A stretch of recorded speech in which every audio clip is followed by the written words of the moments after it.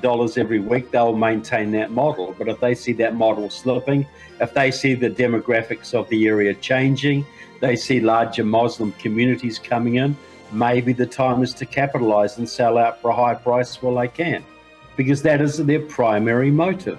Mm-hmm. How do we make money out of our faith? Annie, you want to comment on closing? Because you're researching a couple of these churches for me, quote churches, right? Yes, and I agree with exactly what Trevor said. That's exactly the reason. If we don't start separating churches that are churches to carry the gospel versus churches that are running it as a business, we're going to continue down the same very path. And people need to wake up. Bottom line, it's the people. Mm-hmm. If people don't wake up, we can, Brandon, you can be on air 5 hours a day. Trevor can continue on amazing writing and brilliant books. I can sit here and keep saying, I told you. None of that is going to change if people don't decide they have reached their limit. Mm-hmm. Well said by all of you. We sure appreciate both of you. I know our audience does. We get such great reviews when you guys are on. And when you don't have you on in a while, people start asking, where's Trevor? Where's Annie? They got to get their Trevor and Annie fix. So there you go. TrevorLoudon.com, TrevorLoudon.com, and Annie is liveuptofreedom.substack.com. Thank you, guys. Can I insert one sentence in there before I go, Brandon? Yeah. This is not necessarily a plug. It sounds like a plug, but those of you who are panicking over midterm, grab a copy of my book, The Architecture of Jihad, specifically read chapter 5, Political Jihad. At the end of that chapter, there's a list of practical countermeasures. We still have time to use some of those to possibly stop the green wave of midterm. Amen. Thank you, guys. Thank you. All right, guys, thank you. And thank you for your support. Worldviewfoundation.com, worldviewfoundation.com. We'll see you tonight for Worldview Report. And then tonight, Michael J. Waller on Alexander Dugin. 10 points about Alexander Dugin as he's penetrating MAGA and many, many so-called. Colonel Rob Maness has a lifelong record of providing dedicated service to this nation. Having worked his way up from the enlisted ranks to full colonel, he served our country for more than 32 years. He has served as a bomber squadron commander, bomb disposal technician, Joint Chiefs of Staff Operations Officer, assisted the National Security Team with the campaign plan for the global war on terrorism. He authored the first theater nuclear war plan, and served as the Vice Commander of America's largest airborne intelligence wing. Colonel Rob Maness is a true American hero.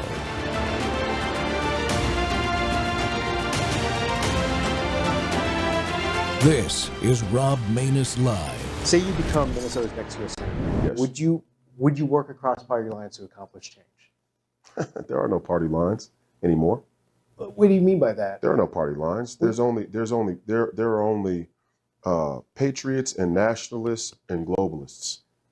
There are no party lines. But there are still senators from different party perspectives. Yeah, I mean, on paper, on for the theater. So, are you willing? There aren't a handful of America First, unbought and paid for United States senators in the entire United States Senate. How about this? How would you collaborate with counterparts? Tell the truth. I'm not collaborating with traitors. I'm not collaborating with, and some people would say, well, that makes you unqualified to run for the office. The prerequisite is that you have to become enmeshed in the corruption of the machine in order to be a viable candidate. And I think that's what's wrong with American political culture, is that we expect our candidates to sell out, but then we tell them not to. Collaboration is selling out? If the collaboration is to undermine the fabric of this country and the value of citizenship, for sure. I'm thinking about like writing bills and like. Where do you think the selling out of this nation happens? Okay, fair, fine. All right, I clearly you have issue with the system. For sure. Okay. I have huge issues with the system. I have huge issues with omnibus bills. I have huge issues with the special interests and lobby money in D.C.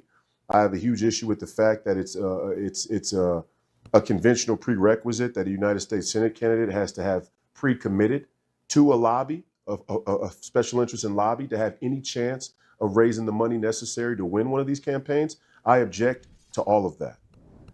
Friends, welcome back to the Rob Maness Show. And it's Truth Thursday, and we're live on World YouTube and our X Spaces simulcast. Well, you just saw that clip. Royce White laid it out very plainly. There are no real party lines anymore. It's truth versus narrative, loyalty to the Constitution versus loyalty to power, patriot or non-patriot. That's it. Builder or destroyer, truth teller or mouthpiece. That's the kind of straight talk this country has been starving for. And he's my guest today. He's exactly that fighter, Minnesota U.S. Senate candidate Royce White. Royce is a champion professional basketball player and an MMA fighter born in 91. He's named Minnesota Mr. Basketball. Started at Iowa State University. My grandsons love that, by the way. And was selected 16th overall by the Houston Rockets in the 2012 NBA draft. Mr. White is active in advocacy issues, but he's also firmly entered the political arena. He won the Republican nomination for U.S. Senate in Minnesota in 2024. That says something. He's running again right now in 26, and because he refuses to play the broken two-party game. He's here to call out the fraud, no matter whose side it's on. Royce, welcome back to the show, sir. We're going to dig into a lot of issues today, including fraud stuff, Minnesota politics, and why the American people should be done with a system that puts power over truth. Amen. Amen. Thank you for having me. I appreciate it, sir. Well, I guess before we dive too far into specific issues, what's going on with the race? Give us an update real quick. I think we had you in the late winter. My race is a microcosm of the broader political schism in American culture, which is you get a bunch of candidates that in some way or another all serve the same interest. Then you get this outsider candidate, like a President Trump in his first run, 2016, his second run, which I think he rightfully won in 2020, and certainly in 2024. Now, people's criticism, in this administration is a separate issue, in my opinion, but he certainly represented this outsider that was dismissed, because he was too far from the political status quo. And in Minnesota, we have the exact same issue. If I went down the top four candidates, or the other four candidates on both sides of the aisle that are competitive, you got Peggy Flanagan, who's our current lieutenant governor. She helped oversee the fraud. She's a violent, anti-ICE, trans activist and jihadist.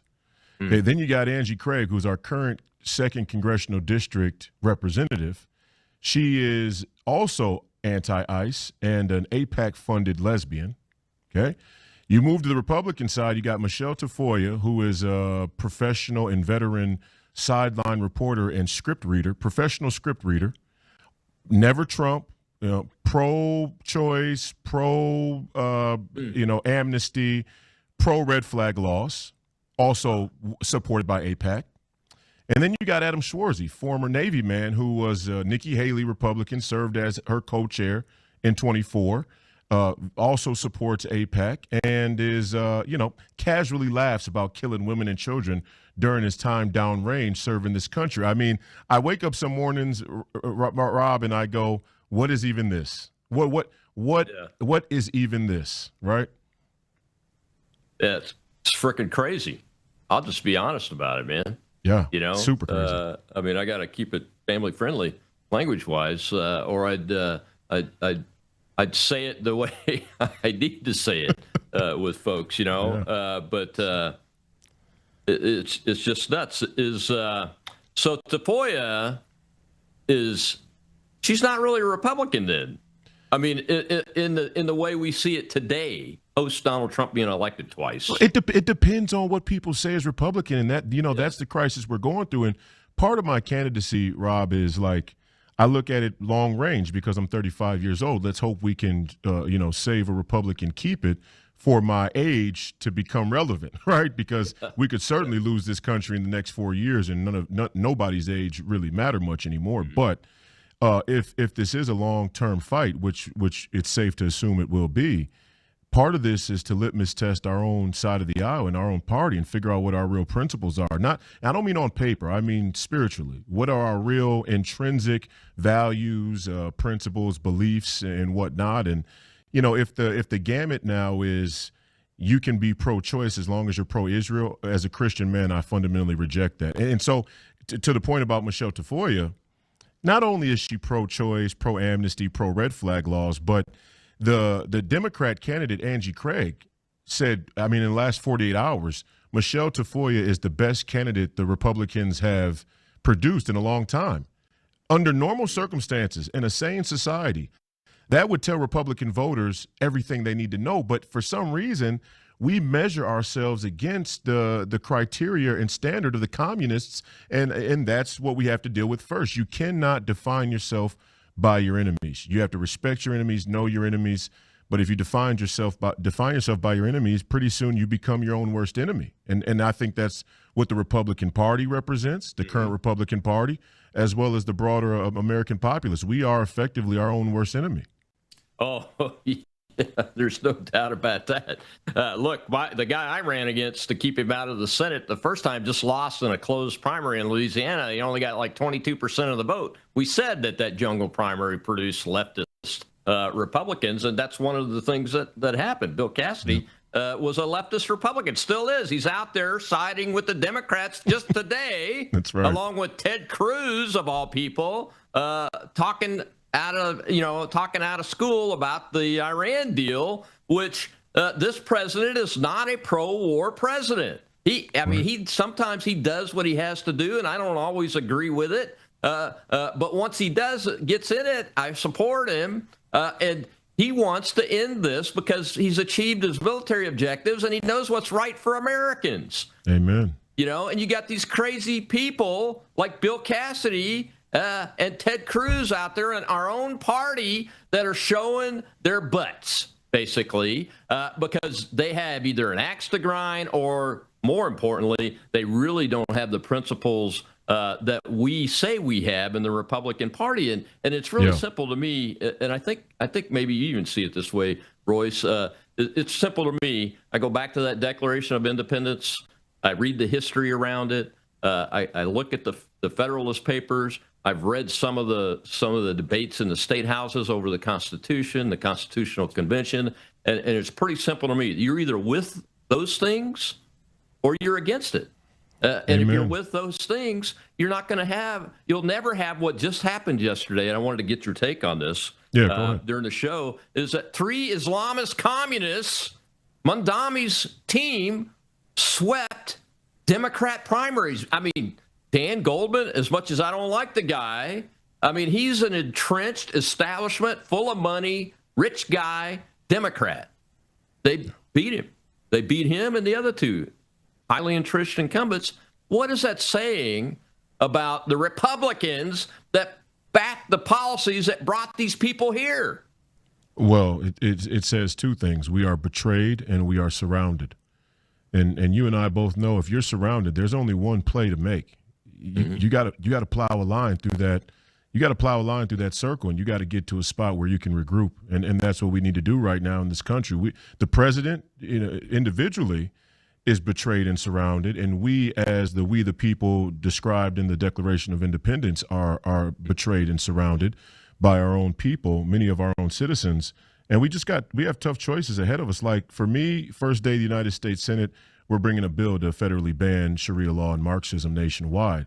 Now, people will say, well, that conflicts with the First Amendment. In my opinion, the Constitution more or less guarantees you a Republican form of government. Both Marxism and Sharia law are an impediment to the fulfillment of a Republican form of government guarantee for our citizens. And even more so, the Constitution was always meant to be amended. The proper argument with the left is not whether the Constitution is malleable, it's what are the priorities and what amendments should take place. And I think that's part of the argument that we get in with the communists that is foolhardy. We say, the Constitution says this, and that's it. And a lot of conservatives have staked their position on that idea. It was always that the Constitution should be amended. The question is, what amendments should be made for the betterment and health, the well-being and prosperity of America? And if the idea is we should, natural birth citizenship, for example, from our national mortal enemy, China, for example, we should continue to let our Congress be subverted by special interests and lobby money, then those things we should object to. But you got to stand up and really object, right? And again, it's just like with Islam, this radical Islam problem. and it is a problem. I don't even think that we should let these people hold office. well, I think there's a law. There's actually a law on the books addressing the communism side of this that's not being enforced. Exactly. And you're right. Are these people even really truly qualified to hold office? Look, the Constitution is clear. It says you can't have a religious test, but there's nothing about your ideology in there. And I got to be honest with folks. Fundamentally, Islam is a form of ideology and governance. Sharia law is law. It's not religion. Okay, yeah, political law. We have to deal with that in this country, and we have to deal with it in a way, Royce, that allows us to plow through the surrounded circle. We've got to be able to do that. I think President Trump, God bless him, I got to take a break here in a second, but President Trump is really starting to push back on the U.S. Senate now and taking some aggressive stances, even on bills that we voted for him to, help improve the housing situation. I think he said, hey, I'm not signing it, even though everybody likes it, until you give me the Save America Act, because he knows that that's part of the breaking that circle of being surrounded. That Save America Act's got to be done in order for us to even have a fighting chance. We got to take a break. I'll be right back. We'll see more clips about fraud and those kind of things, but that's not the only subject we're going to talk about today. We got a man from Minnesota that's running for office in Minnesota, but also has the big picture for the United States of America. We're going to take advantage of that. We'll be right back with Royce White.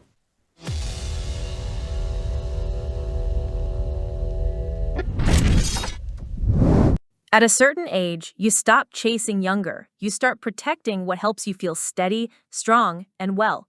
Your body's collagen matters. It supports the structure of your skin, joints, and connective tissue. But as the years go by, your body needs more support from the inside. That's where Bella Grace Elixir comes in. Bella Grace Elixir combines Verisol collagen, the world's most clinically proven collagen, with Asteryl astaxanthin and cat's claw in a proprietary blend designed to help support the processes that reconstruct collagen, while also offering antioxidant and anti-inflammatory effects. And this isn't just for women. It's for men and women who want to age with more confidence, more care, and a daily wellness routine that supports the body from within. One simple elixir, thoughtfully formulated for whole body wellness. Take care of the body that has carried you this far. Order Bella Grace Elixir today at melissahousebg.com.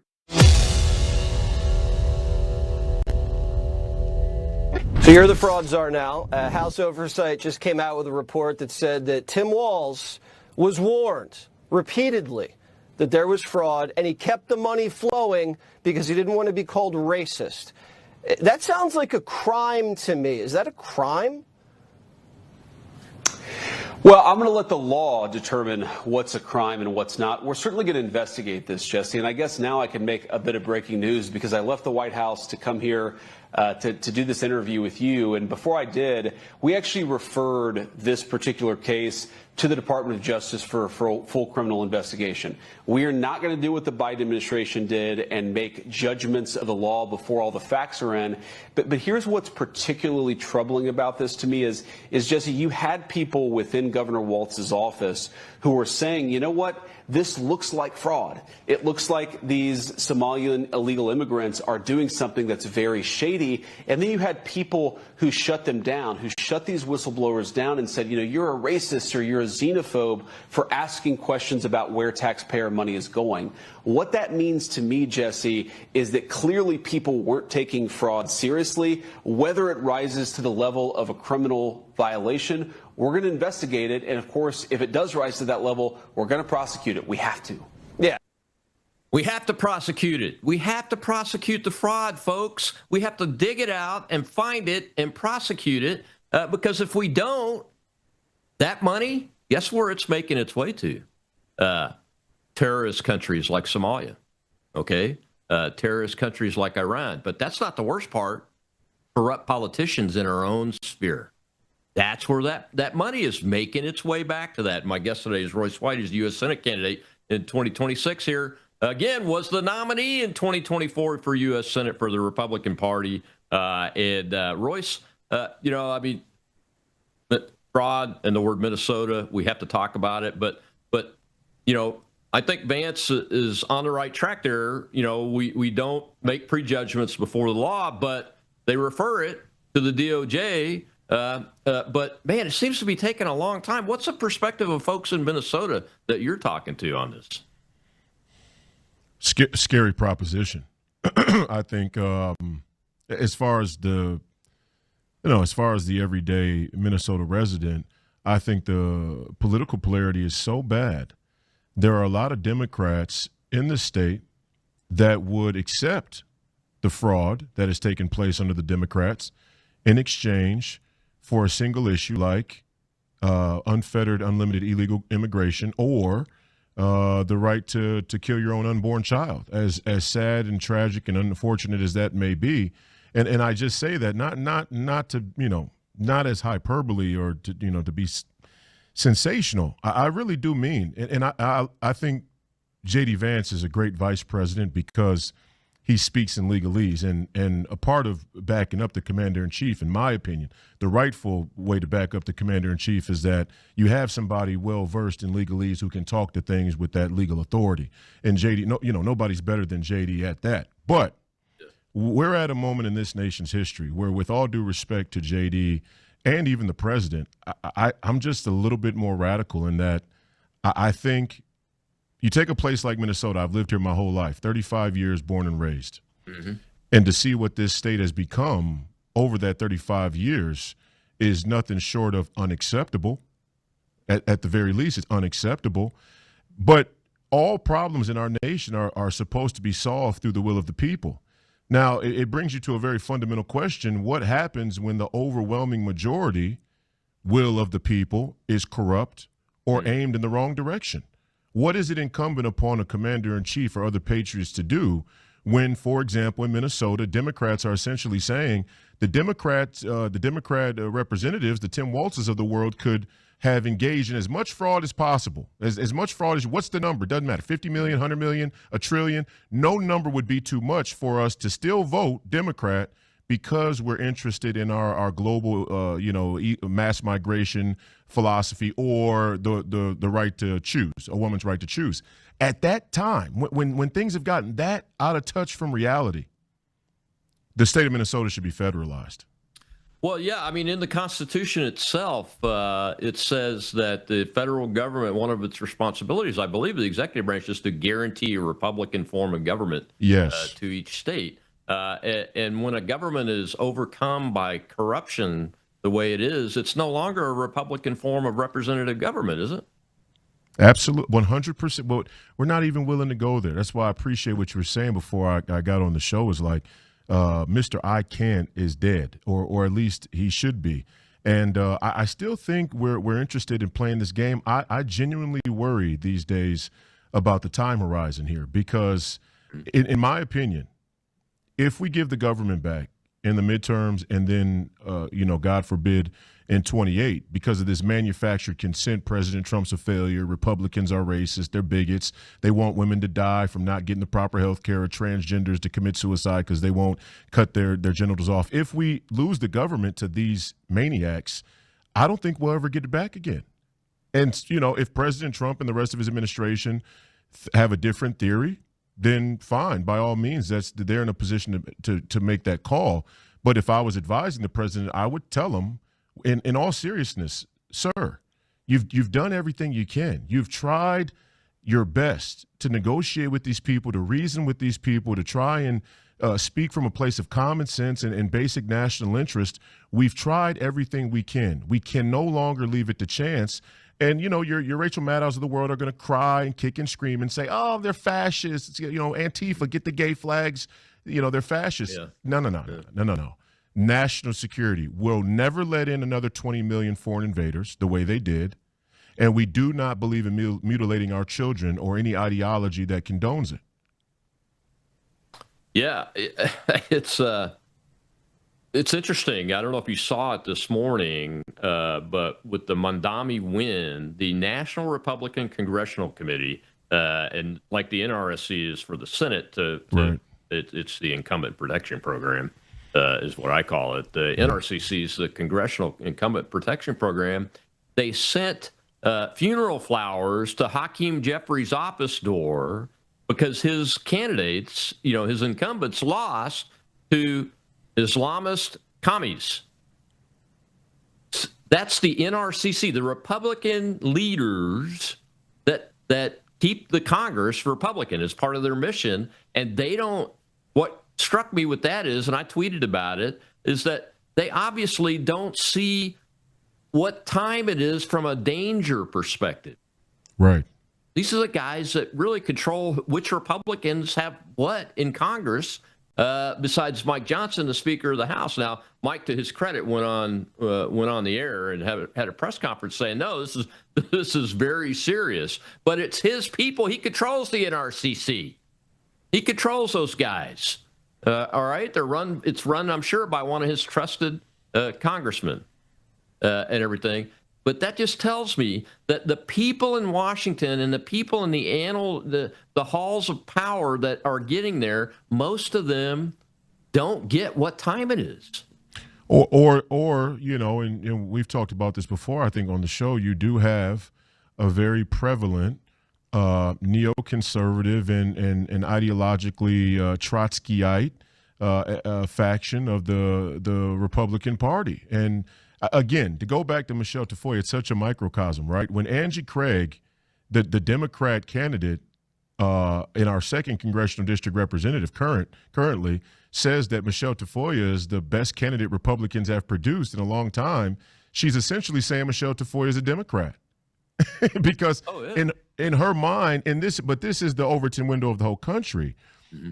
And we've played into this to our own detriment, and maybe, hopefully not, to our demise, is this idea that, Rob, I don't mean to belabor the point, but I'm writing a book right now called The Four Heresies of the West. And in my opinion, the four heresies were the scientific method, democracy, computer technology, and the last one will be artificial intelligence. But the heresy of democracy is that all majorities are made equal and righteous. And we have this strange obsession with majorities. And it's not that all things fair, a majority is a great way to come to a consensus. But when things break from reality the way that they have in our country and in our culture, majorities are no longer safe. But Republicans, I don't think a widespread amount of Republicans really believe that. And that's the fight we're having in the Republican Party right now. Is like, well, if the Overton window has been shifted all the way out to left field, and we capitulate or pander to the moderate middle that is now located somewhere on the loony liberal left, because you got your far out there progressives that say no borders, and then you got your still loony left that says, we want a border, but these 20 million that are already here, let's tax them instead of deport them. That's the loony liberal left to me. So if you want to pander to the middle or the moderates or the independents on that Overton window, you end up on the left. This is basic politics. And I think a lot of people still believe in those politics and say, well, Mitt Romney's the best we can hope for. Okay, but that's how we got here. Yeah, I totally agree. And they're wrong. The interesting thing is that, and it's more than interesting, it's frustrating, is that the people that still believe that, they were wrong on Mitt Romney when he was running for president with Paul Ryan, on both those guys, and they're wrong today. Donald Trump is living proof that they're wrong, but we haven't been able to make inroads in the legislatures, especially at the federal level, to eliminate this view that, well, we got to be the squish party and go along with the center, which keeps moving to the left, and now you have the NRCC people thinking it's funny that Hakeem Jeffries lost to 3 Islamist communists and is now paying the price for the policies that he's supported with all this immigration, whether legal or illegal, doesn't really matter at this point. Once you've gotten them to where you've got enough people where they can reliably defeat an establishment Democrat set of incumbents for congressional seats all in one swath, we're in big trouble, man. Big trouble. Well, and again, we're not even working from the same reality as these people. The uncomfortable truth is, we're in a fight on the right to save the republic, right? And we're trying to sort things out on the right. Everything to the left of center has lost touch with reality. I'll give you an example. I just did a debate with a up and coming Democrat commentator. His name is Isaiah Martin, and he's got he's always featured on CNN, and he's young, and he does all these debates and whatnot. And we had this moment in our debate where I explained to him how NATO works and that the American taxpayer is provides the lion's share majority of funding and money to the NATO alliance, and he actually said that's not true. I mean, you're a 32-year, veteran, Colonel, and what do you think of a thing like that? Do the American people and does America provide the majority of the money for NATO in your expert opinion, sir? To this day, they do. Now President Trump is making some headway on that by insisting against all opposition that the NATO countries stop being vassal states and actually pony up for their own national defense because the United States has got other things it's got to do with our funding. But that guy, I'm glad you told me that. I have to go look him up a little more. Well, but it took my point. Clips, my only point in bringing it up is not only that he made that erroneous claim that America doesn't foot the majority of the bill for NATO, but you and I both know we also provide the logistical and technological backbone, which is a cost that can't necessarily be quantified in real dollars, right? I mean, you have your budget, and then there's being the backbone of the alliance, which has, kind of these hidden costs. But regardless, it's not that he made the erroneous claim. It's that so many people believe it. Yes. Which, for the life of me, it goes to show you the other side of the aisle is unmoored from reality. We're not even working from the same baseline reality. Diplomacy demands that two groups of people who may have slightly different opinions are still working from the same baseline reality. That's gone. And that debate topic is an example. Like, in what world do we not foot the bill for NATO? First, we put in 62% of the money on paper, not to mention everything else we do. So it goes to show you, again, and I implore the president every time I get a chance, sir, you've done everything you can possibly do to appeal to these people's reason. But when reason and logic break down, the logos breaks down, and our 250th anniversary, if we depart from the logos, God, truth, logic, reason, any more than we already have, I don't know that we save this republic without a lot of violence and death. And I actually think it'd be less violent if he just says, you know what, we're not letting in another 15 million foreign invaders, and we can't trust that you people won't do that. So until we come to a better political circumstance, I'm going to go ahead and keep the government out of national security. Yeah, that would really get them in an uproar. We got to take another break, Royce. When we come back, I want to talk a little bit about the judiciary and what you want to do with that, because come on, man, we can't even do subpoenas anymore. We'll be right back with Royce White.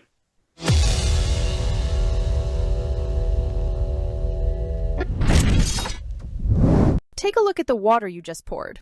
It looks clean, it tastes fine, but what's really in it? Lead, fluoride, arsenic, chlorine, pesticides, PFAS forever chemicals, pharmaceutical residues, and bacteria. Every single day, these toxins flow straight from your tap into your glass, into your family. It's time for Sentry H2O from Worldview Water. Sentry H2O is the ultimate water treatment technology, designed to remove harmful toxins, balance your water's pH, and enrich it with essential minerals like calcium and magnesium, the way nature intended. From commercial-scale systems to whole-house filtration to crisp, delicious drinking water right at your kitchen sink and shower, Sentry H2O delivers cleaner, healthier water everywhere you need it. No plumber, no tools, no plumbing knowledge required. Perfect for homes, apartments, rentals, RVs, refrigerators, and more. Because everyone deserves access to clean, healthy water. Visit worldviewwater.net. That's worldviewwater.net. U.S. judge has rejected DOJ subpoenas issued to Minnesota Governor Tim Walz and Minneapolis Mayor Jacob Frey over their refusal to cooperate with President Trump's federal immigration crackdown. The judge writing in his ruling that he feels the subpoenas were, quote, a blatantly unlawful and unethical use of the grand jury process. The Department of Justice has not yet responded to that ruling. Welcome back to the Rob Maness Show. It's Truth Thursday. My guest today is Royce White. He's the U.S. Senate candidate in Minnesota again, and an advocate. It's real simple. An advocate for America. I mean, come on, people. Royce, I have to show that clip because the judiciary is something I've been talking about for a long time. You've talked about it, I know. And most of us that have logic and reason and still believe in the basic structure of the nation are talking about the judiciary, but the people that have the power over it, the Congress, refuse to do anything about these guys. Yeah. Oh, absolutely. I mean, judicial supremacy is what it is. And to think that a George Bush appointed judge who turned down these subpoenas doesn't show a broader lack of loyalty in the GOP from the neoconservative Bush foreign policy folks who really in secret hate the president's guts. And I think he knows it, but he's in a precarious position where I don't know if he sees a viable political path without those people. It's exactly what it is. I mean, and I try and tell this to Patriots. I don't say this to be sensational. The night of long knives is coming for Patriots. We have to understand. And these people are collaborators. They will aid and abet. And when the commies finally, you got to remember Bill Kristol, a conservative thought leader extraordinaire. His father, his father was the intellectual thought leader of the entire neoconservative movement. Mm-hmm. And Bill Kristol throws in with Mom Dami, in this nation's darkest hour. What do people think that's a sign of? You think Bill Kristol's ideological following has vanished? No, they're in there and they're entrenched not only in D.C. but throughout these courts nationwide. These people at the opportune moment will stab us all in the back, and I think that's part of what's going on right now, even for the Republican appointed judges. Yeah, if you understand crowd dynamics at all, and I know you do, at some point there is a tipping point. To quote Malcolm Gladwell, he's got chapters of them, situations where he describes the tipping points in his book, The Tipping Point. But at some point in human dynamics of people as groups, so whether it's a crowd altogether or as groups in organizations like a government or even a corporation and everything, at some point the tipping point gets reached when things have gone awry from a governance perspective. And then the momentum takes over and it becomes uncontrollable as to what the outcome of that is. We got a question from the live audience. Let's go ahead and take that before we get too much further into this, and I'll let you respond to that. Go ahead, Joe. We have Kat the Hammer, sir. Hey, guys. I'm really glad you're here, Royce. You guys got me all fired up now. And I'm going to try to articulate as best I can. So here's the deal. Back a few years ago, when me and Shell started doing spaces, at the end of the night, I'd be saying, you guys got to hold the line. The barbarians are at the gate. Well, the barbarians are through the gates, my friends, and we are folding like a cheap suit. I don't get it. You got Mamdani sworn in with the Quran, and nobody's up in arms about it. When did we stop making people assimilate? Like, everybody is just like folding. So my question to you guys is this. I've posted about Mamdani, and some people kind of come at me like, well, freedom of religion, blah, blah, blah. And I'm like, yeah, but this is the United States of America. We require people, at least I thought we did, to assimilate to our way of life. Other countries do it. I don't know why we're not more of a hard line about that. So we get a guy that gets sworn in New York, swearing in on the Quran. And I'm sorry, I'm going to say it. I don't care if it's popular or not. I don't think Islam I don't think it's a real religion.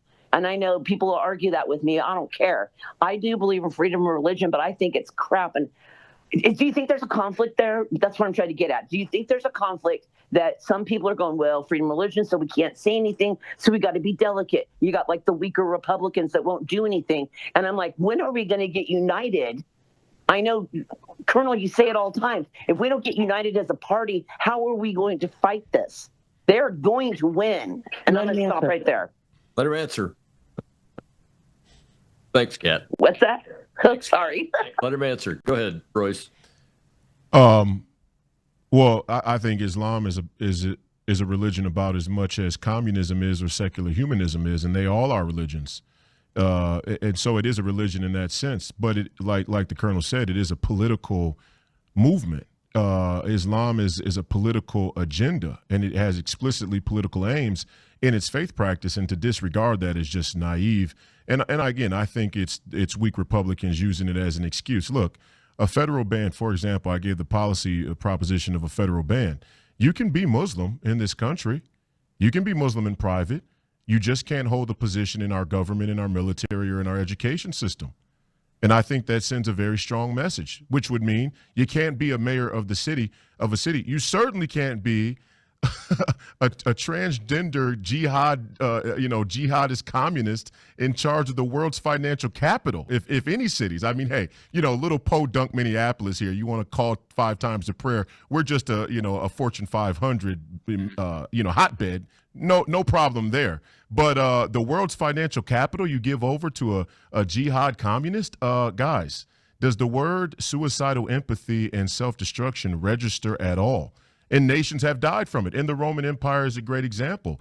They died because they wanted to defend a global empire, or at that time what they felt was a global empire, and they didn't take the warnings of the barbarians who had overrun the streets of Rome.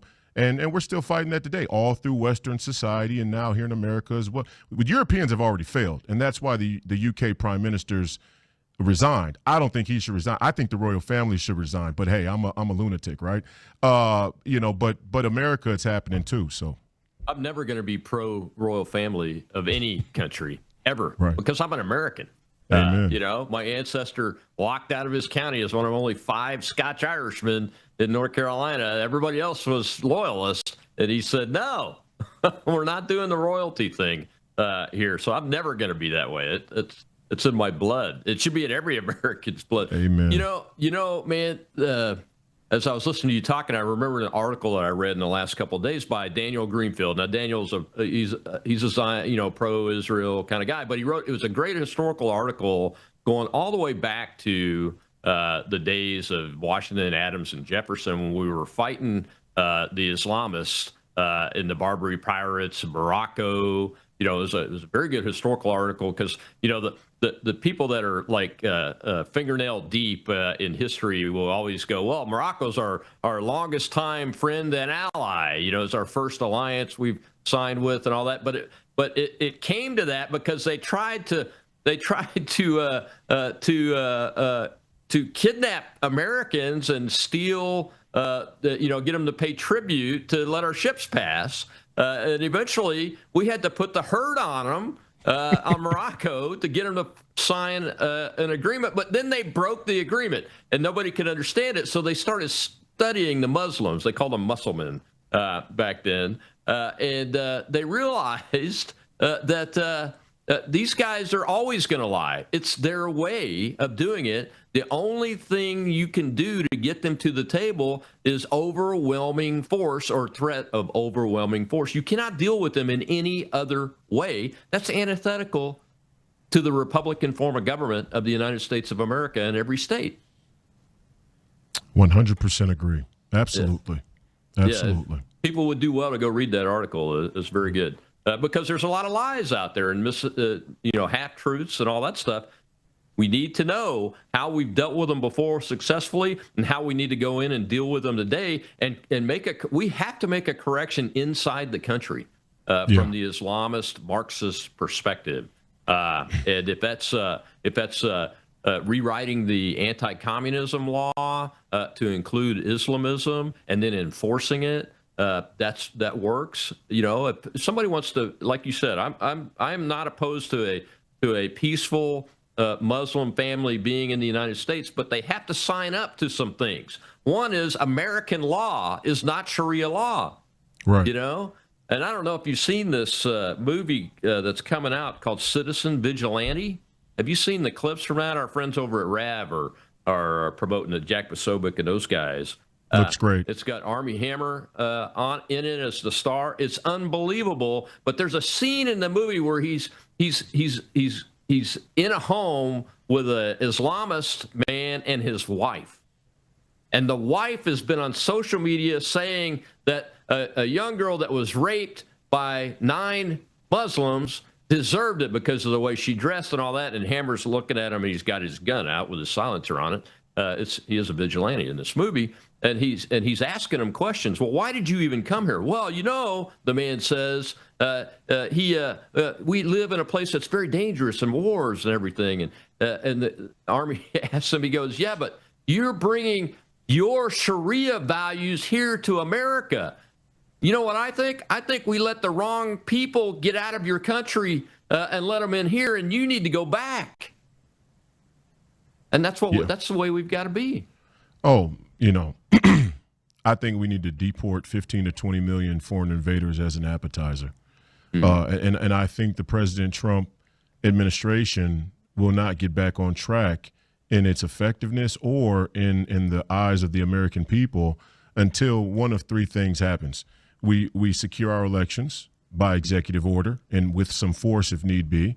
We restart the mass deportations, or we have some serious arrests of the deep staters, one of which in most recent news would probably be Dr. Fauci, right, who Tulsi Gabbard just dropped an absolute bomb on in her final days as DNI. So if one of those 3 things doesn't happen, and I'm in favor of the mass deportations out of all 3, I think the other 2, well, the secure election should be first. I'll say that, but that's a complicated task. I think the mass deportations would probably be the best good faith gesture that the commander in chief can give to the American people, that this administration is going to get back on track here. Yeah, that's a way to get this done quickly, because it doesn't take very long. Because as you know, once the momentum gets going, people start leaving on their own instead of having to go through the process, which is very painful. All right, sir, we got to take our last break. When we come back, we'll see another clip. Ilhan Omar. I can't let you go without us talking about Ilhan Omar, the most famous Somalian Islamist terrorist in the United States Congress. We'll be right back with Royce White.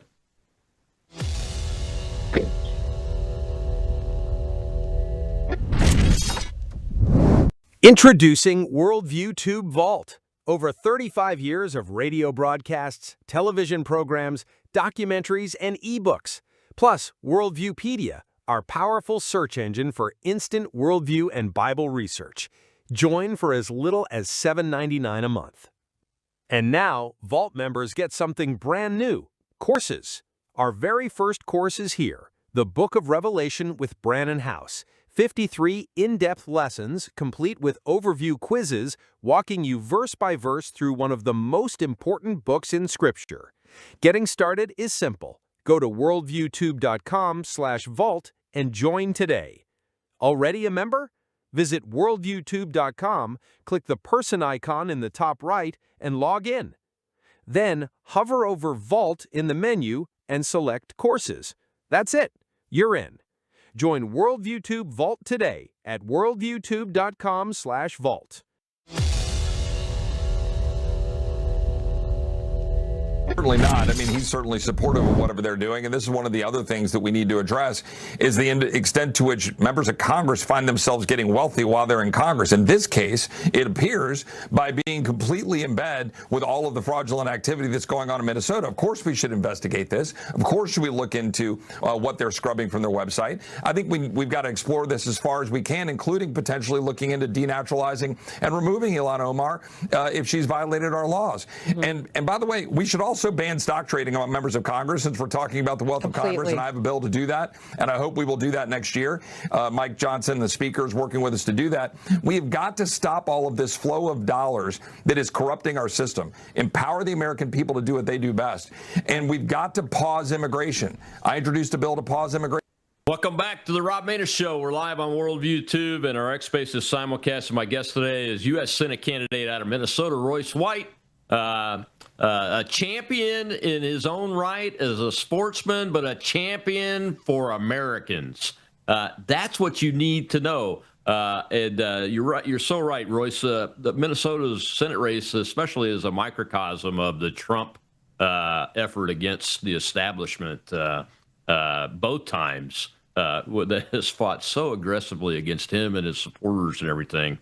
You know, if only we could turn everything Chip Roy just said into reality, we could get on a track and maybe stop this momentum that ultimately I'm concerned we're on, and obviously you are concerned we're on this path to where once that momentum breaks and the dam breaks, it'll be uncontrollable and a lot of lives will be lost.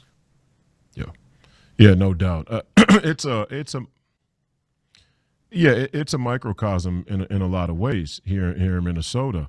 One of which is the strength of the Republican establishment, the Uniparty, and their framework of politics and political strategy, which is dishonest, in its basics, but even more so, Ilhan Omar's like, what is even that, right? If there was a Mamdani before a Mamdani, it was Ilhan Omar, right? And now she's kind of fallen to the wayside because he's the rising star. But they're two peas in a pod.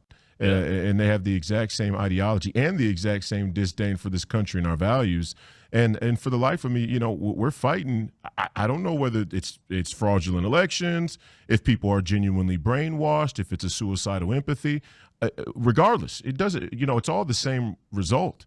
The result is Minnesota and Minneapolis specifically, where Ilhan Omar is a rep, looks the way it looks for a reason. And if you want to see the best indicator, it's not about the crazy transgenders or the 5 times call to prayer. It's that in Minneapolis public schools, they have the second worst proficiency rating in the entire country, where Democrats are in control. Predominantly black students cannot read or write at a grade standard underneath their tutelage because they run the entire teachers union in our state of Minnesota. If there's an indicator that anybody can look at that's bipartisan or should be sort of objective in its analysis, it's got to be our young people and their scholastics. And we're failing egregiously. And what do young black men do when they fail in school? They go to the streets, they end up killing each other. And that's kind of, is scary enough. That's what they want. I said earlier today on my show, young black men are the shock troops for a color revolution. And if we're going to allow that, we just don't have any sacred honor or self-respect. Oh, you're absolutely right. I mean, the education piece is just a part of it, as you know, Royce. Policies that drive families apart versus help bring them, keep them together. All of those issues, and it's not just the black community, but it's you can see it most prevalently, and you can also see that people don't want to talk about it. And you notice I didn't say Republicans or Democrats. I just said people don't want to talk about it and face the truth, so that we can address the issue and save these kids. Save these kids, man. When I ran for U.S. Senate in Louisiana, 75% of the prison population was young black men between the ages of 18 and 27. 75%, because we still had a Jim Crow law on the books, which fortunately we're able to get rid of. But that's just part of it. We've got to look at the pieces of our society, whether it's affecting black men or poor white kids in Appalachia, or poor Hispanics up in Chicago or whatever. It doesn't matter. We can do it if we get away from these worthless politicians and policies. I got to ask you this question because I promised I would. You tweeted out, I think, or said something on your show about you're not suicidal. Why did you do that? Are you under threat? Oh, anybody who talks the way that I talk is always under threat. I get death threats all the time, but I'm a tough guy. I'm more worried about, when I say stuff like that, I'm more worried about accidentally suiciding myself, because Rob, I talk about things like the other day I was on my show and I said that modern monetary theory over a big enough time horizon is a debt trap for the entire working class. See, I go right to the heart of how money works, and it just so happens throughout our nation's short 250-year history, when you poke at how the money works in America, bad things tend to happen. Yeah, they do. As a matter of fact, I'm glad you brought up the Fed. You didn't say it, but that's what you're talking about. Yes. It wasn't until the advent of that organization that here's the thing that happens. We spent billions, and it's probably trillions now, on eliminating poverty and homelessness in various populations, and it never happens. It never happens. And I'm convinced that because we didn't have that level of poverty and homelessness pre-Federal Reserve. and the control of monetary policy and those kind of things, did we?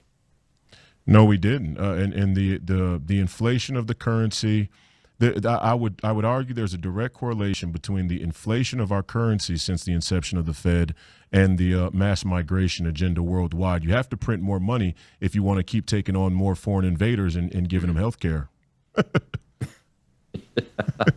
Yeah, and when your money is not based on something like a gold standard, then you're free to do that. That's why right. it was eliminated. You're free to just print money at will, and the more money you print, the more inflation goes up, the more it hurts who? The least of us. The hidden tax. And I say that is dangerous because there's a theater of right-left politics, as I said in the opening clip there you showed from this PBS Frontline interview. But when you look at how the money works, it's the strongest indicator of uniparty power. And but for the Democrats, the Republican side is the only side who's even thrown the flag on the implications of monetary policy and fiscal conservatism. On the left, they're just kind of out in the open saying, we want the government big enough to blot out the sun. If that means that we have to bankrupt the working class and future generations, that's just the cost of doing business for them. And that should probably be the single greatest issue to deter people from ever voting Democrat again under any circumstances. Yeah, because it's so deadly. You know, just a few days ago, Royce, I'm sure you caught this, the national debt now exceeds our GDP for the first time. In the great United States of America, as economically powerful as we are, and we are still economically powerful, the monetary problems are self-inflicted. Even with shutting down the Strait of Hormuz, essentially, it still has very little impact on most Americans from the perspective of their daily lives, except for when we go to the gas tank, and that's starting to come down too. But that is the issue, and I don't understand why we can't get people focused on the real issues. I mean, my goodness. We're sounding like a couple of Kennedys from 1960 talking about these challenges, like these challenges, and Donald Trump sounds a lot like them too. But we got to get him some support, like guys like you, to go in there. But can we actually can we get enough people like you in there? I mean, I've tried it myself, and my wife, bless her soul, is not going to let me do it again. I'm too old for that. I'm pushing 65. But there's plenty of you guys out there.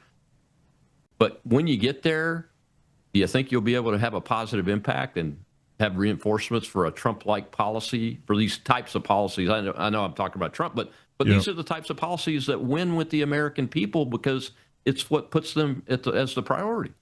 I think the best thing we can hope for is that President Trump has a clean break from this Republican establishment in a way where he encourages and empowers a proto third party, not an actual third party, but American patriots that run Republican and hold what you would call a freedom caucus. I'm not promoting the freedom caucus. I'm just saying something to that effect of American patriots in the Senate who can hold the sway on the majority, not have a majority, but hold the sway, a big enough voter block in the Senate to hold the sway on the majority, which I think is like the first step to us having a real shift, at least legislatively. But I'm past all of that. In my heart of hearts, I hope the President of the United States has the courage to cement his legacy by keeping the government in this seminal moment, our 250th anniversary.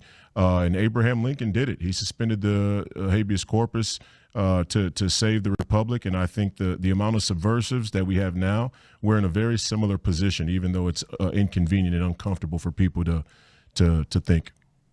Yeah, it is a very, very similar position. And I'm not necessarily talking about like states seceding necessarily as states, but people walking away from the idea of the country aggressively. I mean, we just saw the sentencing of these Antifa this Antifa squad that pulled the ambush on an ICE facility in Texas. And you have lawyers out there for them out there going, well, yeah, but they were just making noise. They're protesters and all that. That was a military ambush operation. They used military tactics, small unit tactics. They were well armed. They were well trained, obviously. And that's the kind of effort I think you're going to see larger increase in that as we get to that tipping point if we don't get this system arrested.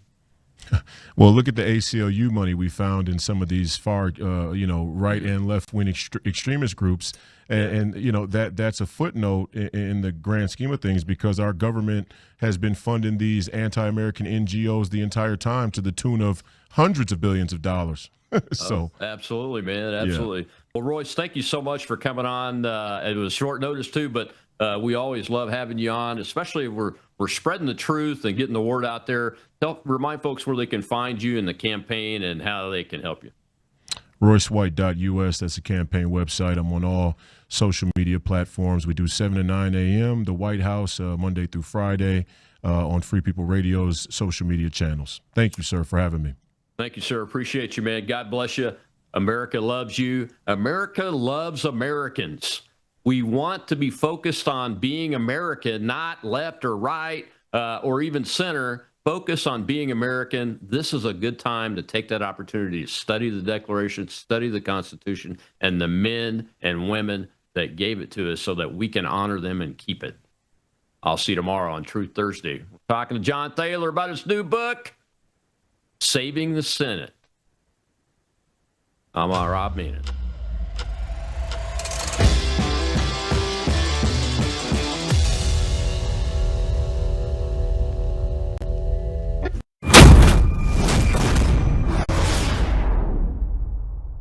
You've heard of glutathione, the body's master antioxidant.